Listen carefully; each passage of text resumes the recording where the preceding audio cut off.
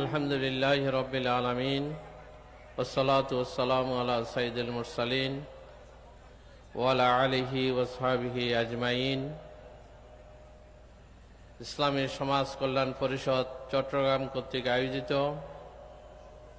ঐতিহাসিক 5 দিন ব্যাপী তাফসীরুল কোরআন মাহফিলের প্রথম দিবসের সম্মানিত সভাপতি, ইসলামী সমাজ কল্যাণ পরিষদ চট্টগ্রামের সম্মানিত সভাপতি জনাব অধ্যক্ষ মোহাম্মদ তাহের, আজকের এই মাহফিলে উপস্থিত রয়েছেন বীর চট্টলার অবিসংবাদিত নেতা, মজলুম জননেতা, সাবেক এমপি আলহাজ শাহজাহান চৌধুরী, মঞ্চে উপবিষ্ট সম্মানিত ওলামায়ে কেরাম, সাংবাদিক বন্ধুগণ, আইন শৃঙ্খলায় নিয়োজিত সম্মানিত সদস্যবৃন্দ, বীর চট্টলার তৌহিদি জনতা, পদ্মার আড়ালের মা ও বোনেরা, আসসালামু আলাইকুম ওয়া রাহমাতুল্লাহি ওয়া বারাকাতুহু। আল্লাহ সুবহানাহু ওয়া তাআলার শুকরিয়া আদায় করি। মহান রব্বুল আলামিন দীর্ঘ 17টি বছর পর এই ঐতিহাসিক এই প্যারেড ময়দানে তাফসীরুল কোরআন মাহফিল অনুষ্ঠিত হতে যাচ্ছে। আমরা মহান রব্বুল আলামিনের কৃতজ্ঞতা প্রকাশ করি, আলহামদুলিল্লাহ। দরুদ ও সালাম আমাদের প্রিয় নবী, আমাদের প্রিয় নেতা, মানবতার আদর্শ মুহাম্মদুর রাসূল সাল্লাল্লাহু আলাইহি ওয়াসাল্লামের প্রতি আল্লাহ রব্বুল আলামিনের কাছে দোয়া করছি, মহান রব্বুল আলামিন ইসলামী সমাজ কল্যাণ পরিষদ যারা শুরু থেকে বিভিন্ন সময়েই যারা এই সমাজ কল্যাণ পরিষদের এই মঞ্চ থেকেই কথা বলতেন, তাফসীর পেশ করতেন, বক্তব্য দিতেন, বিশেষ করে ইসলামী সমাজ কল্যাণ পরিষদের সাবেক সভাপতি মরহুম মাওলানা শামসুদ্দিন রহমতুল্লাহ আলাইহি, অধ্যক্ষ মাওলানা আবু তাহের, মাওলানা মমিনুল হক চৌধুরী সহ যারা ইন্তেকাল করেছেন, আল্লাহ রাব্বুল আলামিন সকলকে জান্নাতুল ফেরদৌস দান করুন। সম্মানিত উপস্থিতি, এই তাফসীরুল কোরআন মাহফিল থেকেই আমরা ইসলামের দাওয়াত এবং ইসলামের সমাজ ব্যবস্থা কায়েমের অনুপ্রেরণা পেতাম। শুধু বীর চট্টলা নয়, সারা বাংলাদেশের মানুষ এই তাফসীরুল কোরআনের মাহফিলের দিকে তাকিয়ে থাকত। এই তাফসীরুল কোরআন মাহফিল থেকে শহীদ আল্লামা দেলোয়ার হোসেন সাঈদী তাফসীর পেশ করতেন। তার তাফসীর শোনার জন্য দেশ বিদেশ থেকে, বাংলাদেশের আনাচে কানাচে থেকেই মানুষ তাফসীর শোনার জন্য আসত। এই তাফসীরুল কোরআন মাহফিল সমাজ পরিবর্তনের জন্য ঐতিহাসিক ভূমিকা পালন করেছিল। কিন্তু অত্যন্ত দুঃখের বিষয়, বিগত 17টি বছর এই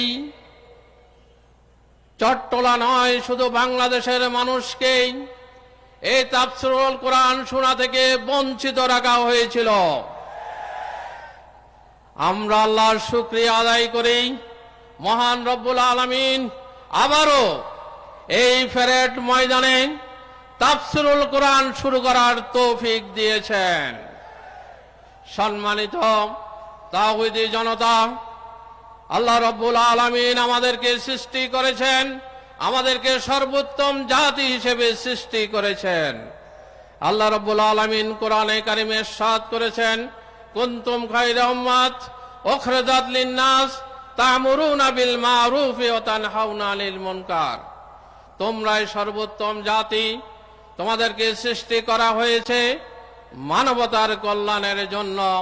তোমরা মানুষদেরকে সৎ কাজের আদেশ দিবে এবং অন্যায় কাজ থেকে লোকদেরকে বিরত রাখবে।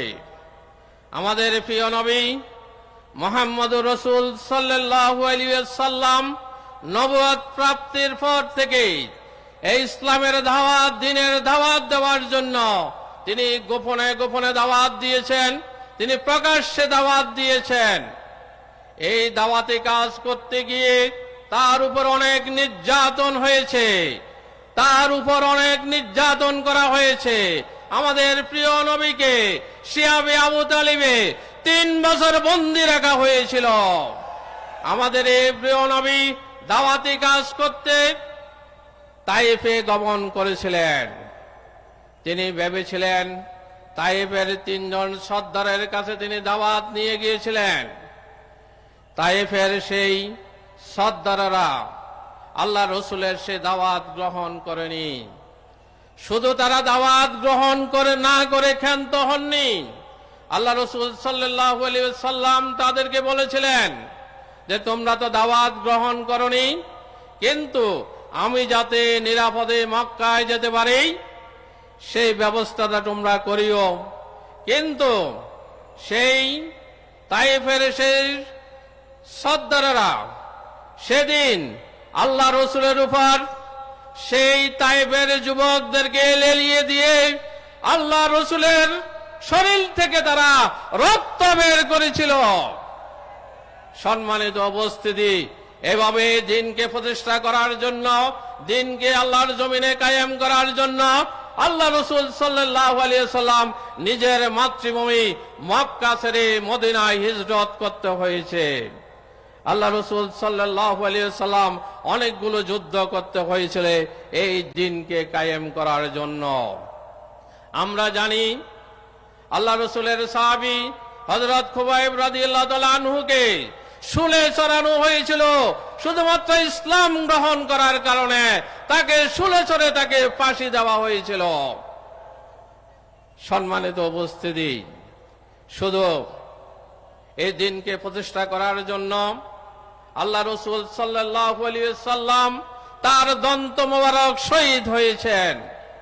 আমরা আজকে দেখতে পেয়েছি এই বাংলার জমিনও যারা এই দিনের দায়ী ছিলেন, যারা আল্লাহর জমিনে আল্লাহর দিনকে প্রতিষ্ঠা করার জন্য যারা কাজ করেছিলেন, তাদেরকে বন্দী করা হয়েছিল, তাদেরকে জেলে নির্যাতন করা হয়েছিল, তাদেরকে আয়না করে বন্দী রাখা হয়েছিল, তাদেরকে শহীদ করা হয়েছিল।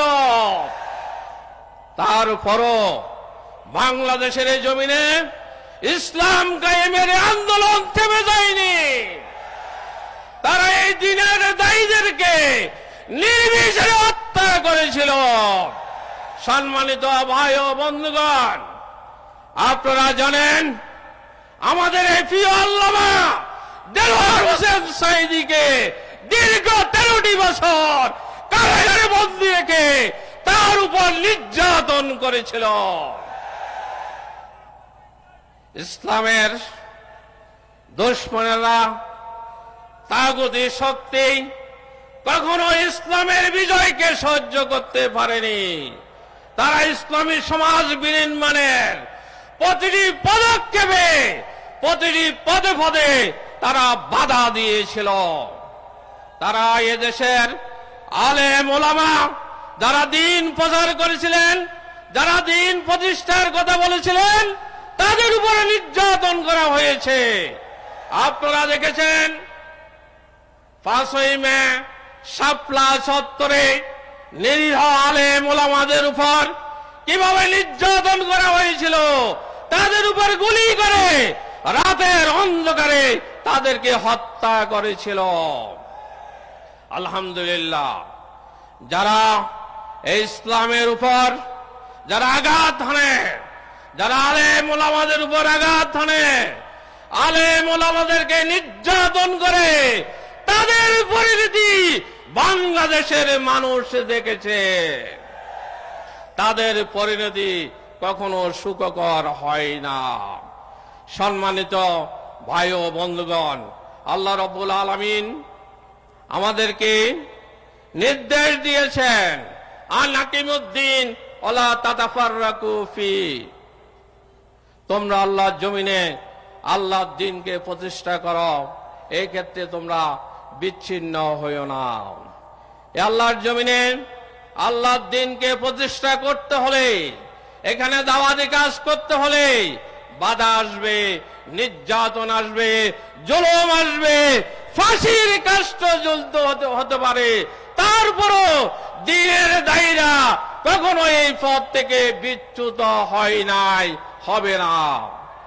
বীর চট্টলার সংগ্রামী ভাই ও বন্ধুগণ, সম্মানিত তাওহীদি জনতা, আমরা বাংলাদেশের এই ময়দান থেকে, এই তাফসীরুল কোরআন ময়দান থেকে ইসলামী সমাজ ব্যবস্থা কায়েমের কথা বলি। এই ইসলামী সমাজ ব্যবস্থা কায়েম হলে বাংলাদেশ থেকে সকল ধরনের জুলুম, নির্যাতন, অন্যায়, অবিচার দূরীভূত হবে। তাই আল্লাহ রাব্বুল আলামিন পবিত্র কোরআনে কারিমে ঘোষণা করেছেন, ইন্নাদ-দীনা ইনদাল্লাহিল ইসলাম, আল্লাহর কাছে মনোনীত জীবন ব্যবস্থার নাম হচ্ছে ইসলাম। আর ইসলাম হচ্ছে শান্তি। ইসলাম কায়েম হলেই সেখানে শান্তি আসবে। ইসলাম যদি পরিবারে কায়েম হয় সেখানে শান্তি আসবে।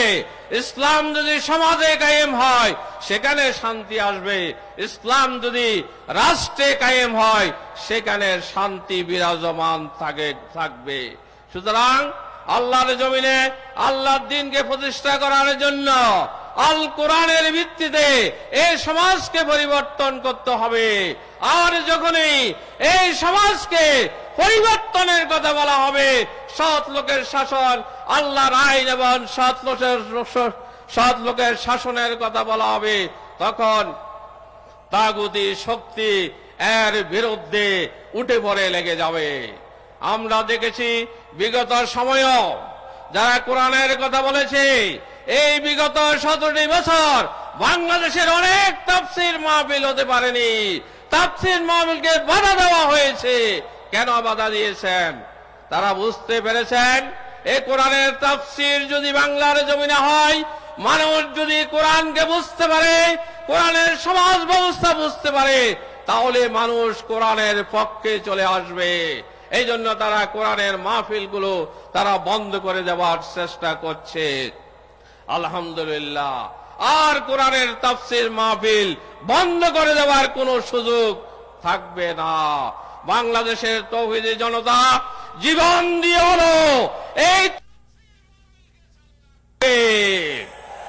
সম্মানিত ভাই ও বন্ধুগণ, আমাদের এক মুফাসসিরকে তোমরা হত্যা করতে পেরেছো, কিন্তু বাংলার জমিনে হাজার হাজার মুফাসসির তৈরি হয়ে গিয়েছে। সুতরাং কেউ কোরআনের বিরুদ্ধে অবস্থান নেবেন না, কেউ রাসূলের জীবন আদর্শের বিরুদ্ধে কেউ অবস্থান নেবেন না। যারা কোরআন এবং রাসূলের আদর্শের বিরুদ্ধে যারা অবস্থান নেবেন, তারা ইতিহাসের রাস্তা করে নিক্ষিপ্ত হবেন। সম্মানিত ভাই ও বন্ধুগণ, আজকের এই তাফসীরুল কোরআন মাহফিল থেকে আহ্বান জানাচ্ছি, আমরা এই তাফসীরুল কোরআন মাহফিল থেকে দিনের দাওয়াত আমরা মানুষের কাছে পৌঁছিয়ে দেব। আমরা মানুষের কাছে ইসলামী সমাজ বিনির্মাণের কথা মানুষের কাছে আমরা পৌঁছে দেব। আল্লাহ রাব্বুল আলামিন এই তাফসীরুল কোরআন মাহফিলকে তার রহমতের চাদর দিয়ে ডেকে রাখুন।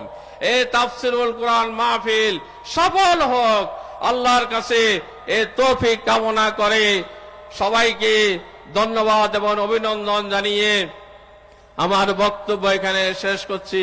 ওমা তৌফিক ইল্লা বিল্লাহ। আসসালামু আলাইকুম ওয়া রাহমাতুল্লাহি ওয়া বারাকাতুহু।